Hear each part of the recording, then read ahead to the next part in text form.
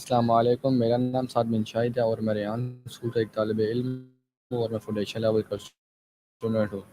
آج میں نے ڈیٹا اسٹاک کے بارے میں اپنا خیالات شیئر کرنا جا رہا ہوں جو کہ ندیم قدیر کی طرف سے پیش کی گئی ہے، اور اس کا ٹاپک ہے واٹ میکس این آئیڈیا۔ اس گفتگو میں نبیل قدیر بتاتے ہیں کہ ایک آئیڈیا صرف ایک سوچ نہیں ہوتا، بلکہ وہ کسی مسئلے کا حل ہوتا ہے۔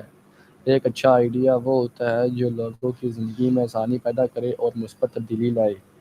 انہوں نے یہ بھی بتایا ہے کہ بہت سے لوگ اچھے آئیڈیاز رکھتے ہیں لیکن خوف کی وجہ سے ان پر کام نہیں کرتے۔ اکثر ہمیں لگتا ہے کہ شاید ہمارا آئیڈیا اہم نہیں یا لوگ اسے پسند نہیں کریں گے، لیکن دنیا ہر بڑی کامیابی ایک چھوٹے سے خیال سے ایک چھوٹے سوال سے شروع ہوتی ہے۔ اس ڈیٹا اسٹاک کا ایک اہم پیغام یہ ہے کہ ہمیں اپنے ارد گرد کے مسائل کو غور سے دیکھنا چاہیے۔ جب ہم لوگوں کی ضروریات کو سمجھتے ہیں تو ہمیں نئے اور مفید آئیڈیاز ملتے ہیں۔ اسی طرح تخلیقی سوچ اور مشاہد کامیابی کی بنیاد بنتے ہیں۔